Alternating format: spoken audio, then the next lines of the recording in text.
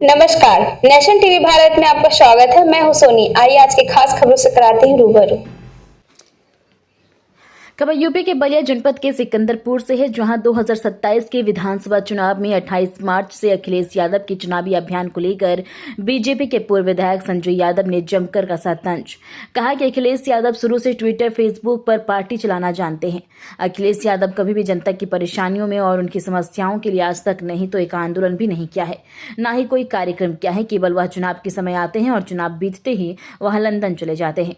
वहीं सिकंदरपुर विधानसभा से सपा विधायक जियाउद्दीन रिजवी को लेकर गंभीर आरोप लगाया और कहा कि पूर्व विधायक ने तीसरी बार जनता ने उन्हें मौका दिया था, लेकिन चुनाव जीतने के बाद किसी ने उनको लेना देना नहीं रहता है। क्षेत्र की समस्याओं के मामले में, क्षेत्र के विकास के मामले में उनका कोई लेना देना नहीं।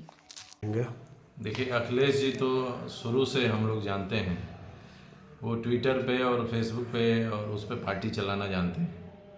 कभी जनता में आके जनता की जो परेशानियां हैं, जो समस्याएं हैं, उसके लिए आज तक कभी भी वो न तो कोई आंदोलन किए हैं, न तो कोई कार्यक्रम किए हैं, न कोई सभा, न कोई रैली। बस वो चुनाव के समय में चलते हैं और चुनाव जैसे बीतता है फिर वो लंदन चले जाते हैं।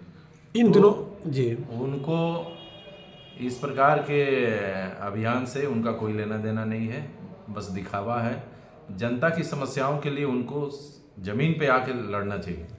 अगर बात करें सिकंदरपुर विधानसभा की, तो यहाँ पे समाजवादी पार्टी के विधायक हैं।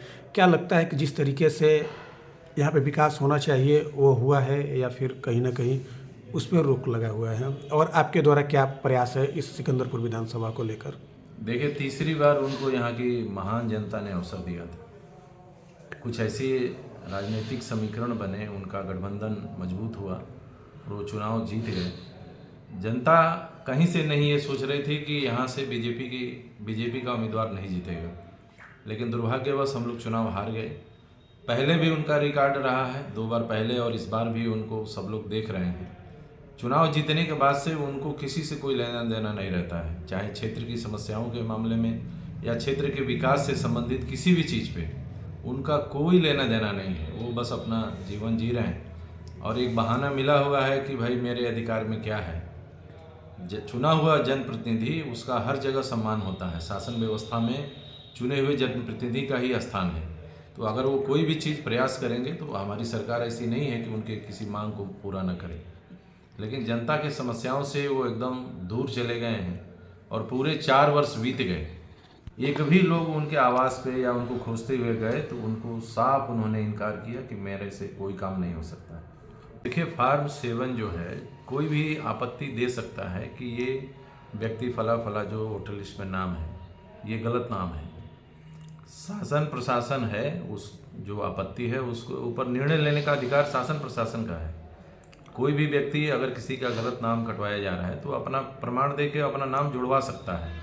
कहीं कोई प्रक्रिया में किसी प्रकार की धांधली अभी तक नहीं दिखाई पड़ी है। चाहे जब हमारा बिहार में SIR का काम चला या पूरे देश में किसी भी प्रदेश में काम चल रहा है, वहाँ आप देखेंगे कहीं कोई धांधली नहीं। वो तो सबका संवैधानिक अधिकार है कि मैं अगर हूँ इस देश का, 18 वर्ष से अधिक मेरी उम्र है, मैं इस देश का नागरिक हूँ, तो मैं अपना साक्ष्य दे के मैं अपना वोटर लिस्ट में जुड़वा सकता हूँ।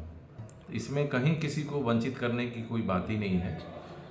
कुछ लोग हैं जो शुरू से अखिलेश यादव जी आपत्ति कर रहे हैं, जबकि बीच में खुश हो रहे थे कि हम बीजेपी वालों के नाम कट गए, हम लोगों के नाम जुड़ गए हैं। तो अभी क्या हो गया कि अचानक से वो पलटी मार रहे हैं। उन्हीं का बयान था पिछले दिनों कि SIR में हम लोगों को फ़ायदा हुआ है, बीजेपी का घाटा हुआ है। तो अब क्यों उनको परेशानी हो रही है? जो गलत नाम है उस पर कोई भी आपत्ति देगा तो उसकी जांच होगी, उसको नोटिस जाएगा, ऐसे नहीं नाम कट जाएगा। जी, तो पूरी प्रक्रिया है उसमें।